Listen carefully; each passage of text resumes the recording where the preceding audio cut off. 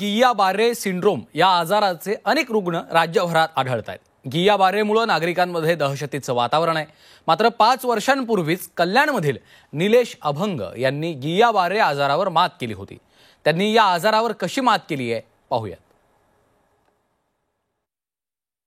केएममध्ये जेव्हा मी ऍडमिट होतो तेव्हा 5 महिने माझ्यावर इलाज चालू होते, फिजिओथेरपी चालूच होती। घरी आल्यावर मी 11 महिने फिजिओथेरपी घेतली आणि फिजिओथेरपीने माझा एकूण एक शरीराचा पार्ट मी दुरुस्त केला।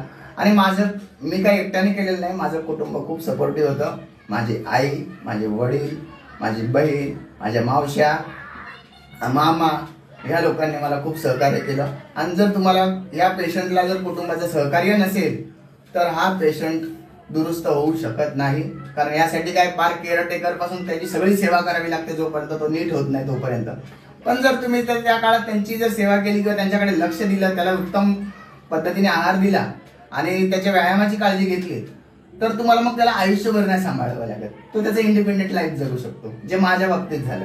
माझ्या कुटुंबाने माझ्यावर साधारणतः 1.5 वर्ष मेहनत घेतली। आता मी 5 वर्ष साधारण पूर्ण नंतर 4 वर्ष मी माझं वैयक्तिक आयुष्य जगतोय।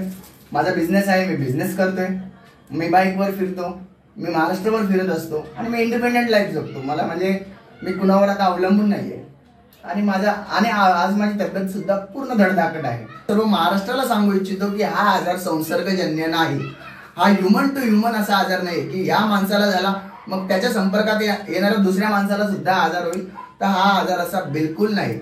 माझे कुटुंब, माझी फॅमिली, त्यानंतर माझे डॉक्टर्स एवढ्या सर्वांनी माझ्यावर ट्रीटमेंट केली।